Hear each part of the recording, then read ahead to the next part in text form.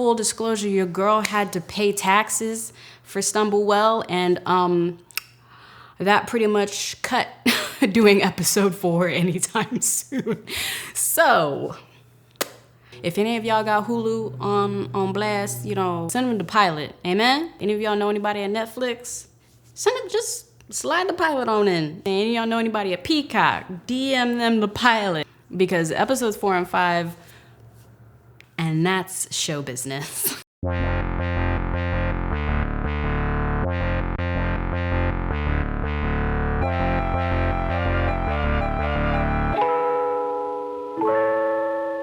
Hey everyone, it's me, Hallease, endeavoring to persevere. As always, if you're new here, I make videos about my chaotic good life. Subscribe, follow, social media, all of the things. So today I'm gonna break down the budget for This Could Have Been an Email, episodes 2 and 3. The 2 episodes we ended up crowdfunding for and are currently in post-production. Hopefully we will be dropping those episodes here on the Hallease channel soon. So with This Could Have Been an Email, the pilot I ended up self-funding, and if you want to understand how I did that and the breakdown of that, check out this video in the Eye of Sauron as well, because that goes into everything I did to make that happen.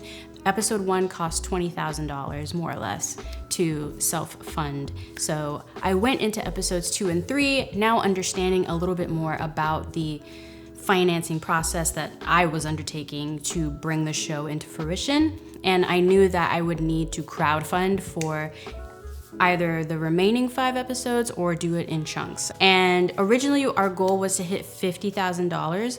We came pretty close, amen? Came pretty close to that. But I would say overall it was a very successful Indiegogo campaign, especially considering I'm not super huge on the internet. You know, not a lot of people know who I am or anything. So y'all really showed up and showed out via the Indiegogo campaign. And so now I just want to give you a breakdown of where that money went. I think this is something that's just really interesting to understand and to help give perspective, whether you decide to go into film and video production or not.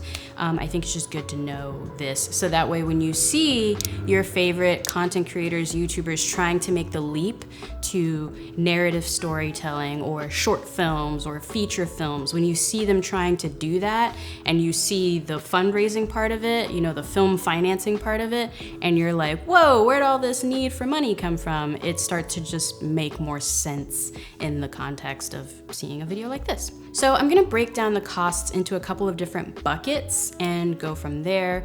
And so you're gonna see me reference my iPad a couple times throughout the video because I'm literally looking at the spreadsheet of our budget. So first off, overall, I had internally in my mind budgeted about $25,000 per episode, and that was why the Indiegogo was set to 50 grand. So let's start with above the line costs. And above the line costs are essentially any one part of the project who would be considered by most to be creative in the project. So our overall above the line cost was around $16,000. A little asterisk caveat with that though, exclude me from that overall above the line cost number. I did not pay myself from the Indiegogo money at all.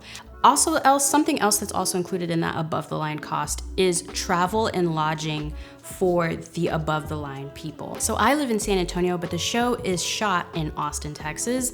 And so we filmed for about 6 or 7 days. So I needed somewhere to stay.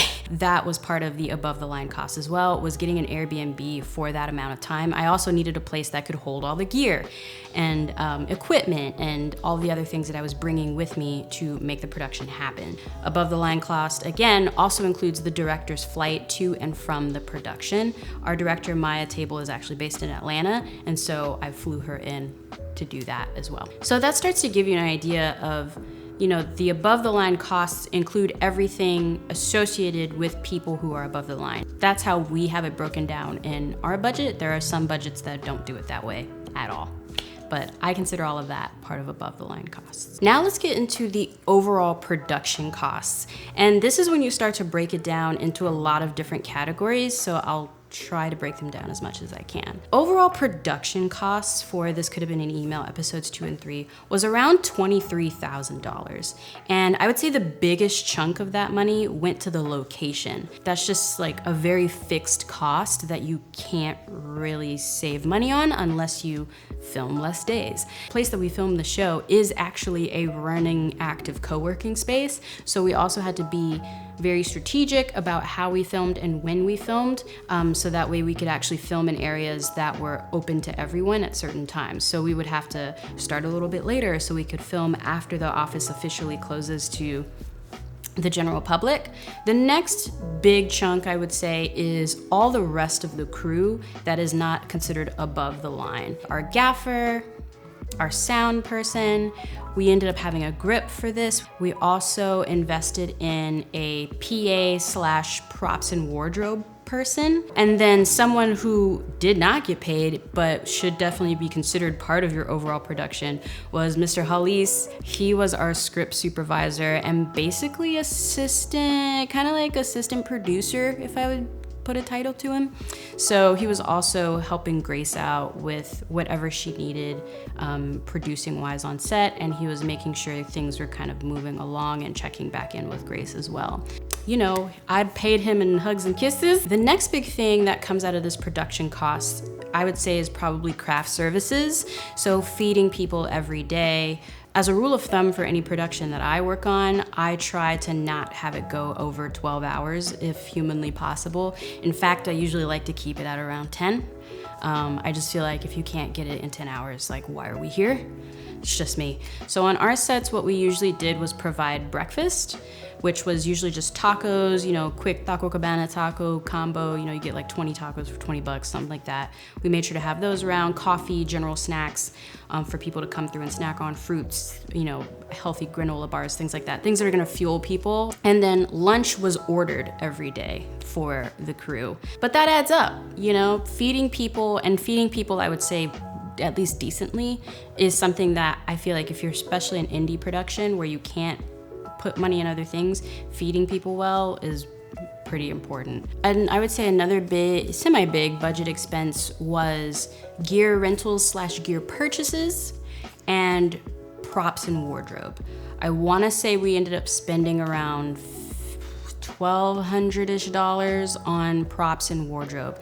That's a really important thing to invest your money in, is props and wardrobe, because it's all about the believability of what people see in the scene. In episodes 2 and 3, without giving too much away, we utilize props a lot to create humor and to create humorous moments. So there was a big investment in regards to the overall budget, seeing what the overall budget is. There was a pretty big investment in props and wardrobe for us. You know, I would say the HR director character is probably our most expensive character when it comes to wardrobe.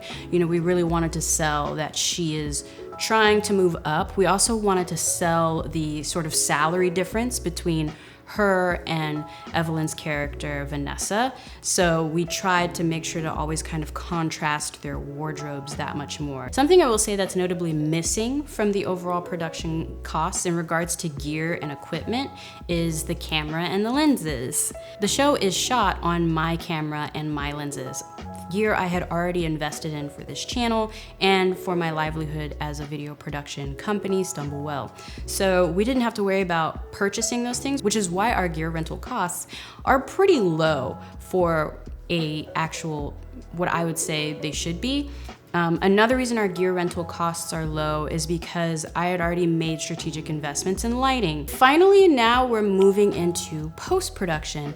Our post-production costs are pretty fixed at $4,000. And so that includes Leslie, our editor of the show. She edited the pilot, did an amazing job. And so she's back editing episodes 2 and 3. I am the assistant editor of the show, so I'm the one that builds out the Premiere Pro project, syncs all the sound, organizes everything for Leslie to get going. So again, I don't pay myself out of that. And then we also have our sound mixer, who's based in Austin, really great. He did episode 1, really loved the work he did, and so we're trying to bring him back on for episodes 2 and 3. And that's generally the overall cost of post-production. I mean, I couldn't include things in there like Frame.io, which is how we review the different drafts and things like that. And then, you know, music licensing. But because the show is living here on this channel currently, music licensing isn't something that I necessarily have to budget for because I am a content creator. I use Epidemic Sound, and I make sure that Leslie uses Epidemic Sound for all of the music and sound effects that we look for the show. And so that's all just provided under my Epidemic Sound account, and I don't have to worry about like different licensing rights for it to appear here on this channel because this channel is like cleared with Epidemic Sound. Now, if say some other streaming platform buys This Could Have Been an Email from me, or decides to distribute This Could Have Been an Email from me and Stumblewell onto another platform, then I'll probably have to go in and figure out some sort of contract with Epidemic Sound based on whatever that platform that it's going to be filmed on, whatever that audience base is and things like that. So say if Netflix, for example, I mean, who knows, but like say Netflix or Hulu were to decide to distribute it, you know, and so I'd need to pull it off of YouTube so that way it can go over there. I would then need to negotiate with Epidemic Sound and some sort of music licensing thing now. But so yeah, that's pretty much how the budget broke down for the Indiegogo campaign. That's where the money went, just so y'all know. In the comments below, if there's something that you felt like I glossed over or you didn't feel like made sense, let me know in the comments below and I'll make sure to hop down there and answer it to the best of my ability. A big shout out to my Patreon producers, patreon.com/Hallease. There you get early access to these videos as well as private weekly vlogs. And I definitely consider my Patreon producers to be the early investors, not only of the show, but of me and this channel overall. So thank you so much to my Patreon community. Likewise, this channel does have YouTube Join now available. So if you're not interested in joining the Patreon, but you'd rather just kind of keep everything all here on the YouTube side, check out the YouTube Join. Full disclosure, your girl had to pay taxes for Stumblewell, and that pretty much cut doing episode 4 anytime soon. So, and that's show business. Again, I'm Hallease, endeavoring to persevere as always. Thank you so much for stopping by. Consider subscribing if you made it this far in the video, and I will see you when I see you.